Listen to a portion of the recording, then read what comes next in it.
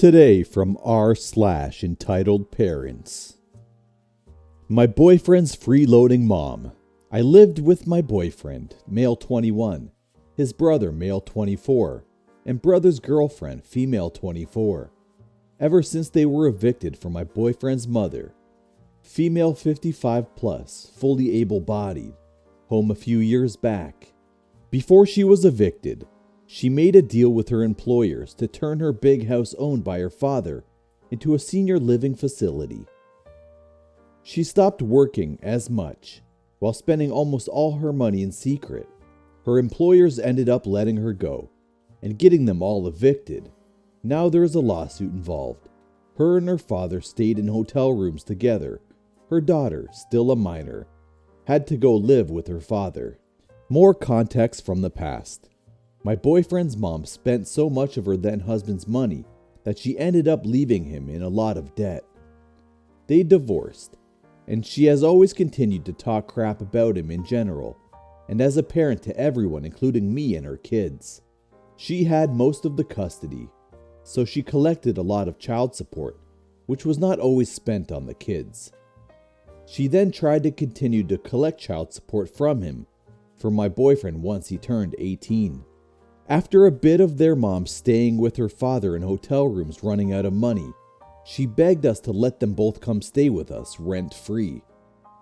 My boyfriend's brother and his girlfriend were very hesitant to allow this because she has lied to my boyfriend's brother about money situations so much in the past. We all still agreed to give them a place to stay while she got her stuff together.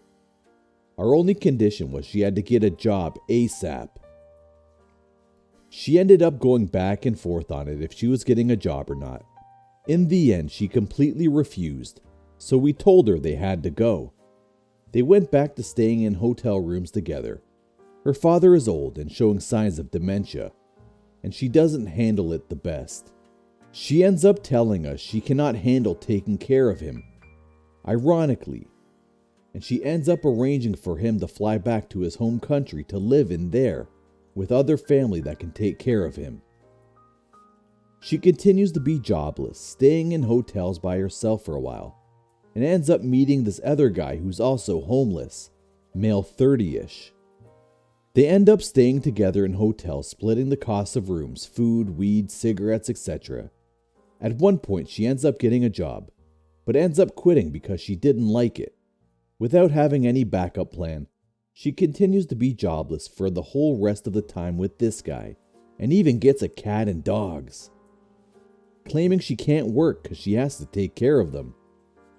This goes on for a while, and she starts telling us how rude and verbally abusive he is, and how she cannot live there anymore, and she will probably just off herself.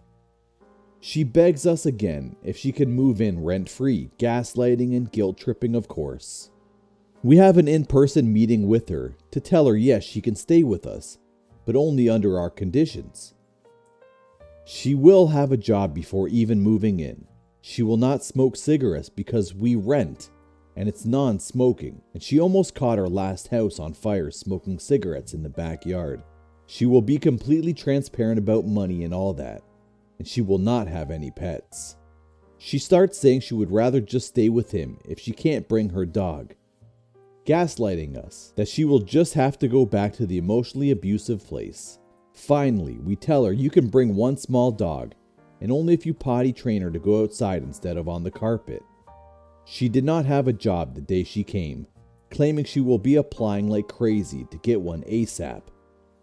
So we let it slide, telling her she better have one in a month. She starts spending all of her free time decorating the house with ugly, trashy decorations nobody wants up, doing little arts and crafts, sewing using our supplies, tanning, offering to do things like rearrange my whole bedroom, etc. Not really taking any time to get her stuff together and apply and get a job. Yet she continues to ask for money for random things like wigs, sewing supplies, weed, vapes, etc. She even goes back and forth, saying she will get a job and completely refusing. She even had one lined up and quit the day before she was supposed to start for literally no reason. We tell her again she can't live with us if she won't do it, So she finally starts to put in the time, applying like crazy. She finally got a job after 2 months, but is barely being scheduled any hours at minimum wage. She isn't even close to taking home $1,000 a month, but continues asking us to buy her stuff, while she spends her money on random craft supplies and weed and vapes. She asked me if she could keep applying at other places since they're not scheduling much at all, and I say yes, but of course my advice is not taken. The whole time she has been causing arguments in the group chat with all of us over random things, like assuming I'm mad at her she is laying down over a door closed a little loud. She also lied about smoking cigarettes at the house, has barely tried to potty train her dog, says rude, racist, homophobic, and transphobic things constantly, trying to boss us around in our house. Lies about legal problems and how much money she has and makes. Took some of our groceries without asking. Broken things. And when we asked, ignored us and did not apologize. Act entitled to our belongings, and many other problems. Also, she continued telling us the entire time that living with us sucks. We are abusive for having any rules for her, and that she has somewhere else that's better she can stay, where she will get more help. She doesn't, or she would have been gone. She's just trying to make us feel bad for her. And it's not like we can have a mature conversation with her when a problem arises, because in her eyes, she's never wrong. Completely entitled to her son's money and things and being taken care of by them, and can never admit when she is wrong. Instead, she takes it as a personal attack and just gets angry with us shutting down without understanding our side and not apologizing. After the last fight she started, we told her she has a month to figure out where she's going, because she can no longer stay with us. We're so over it. 21 days left. Yes, I'm using a countdown, because I am that excited to have the house to ourselves again. We will see how hard she starts gaslighting and guilt-tripping us when it gets closer and she doesn't want to leave. This will not be on our shoulders anymore. Hopefully this will be her big wake-up call, and she will finally be able to start getting her stuff together and to be able to provide for her still minor daughter again.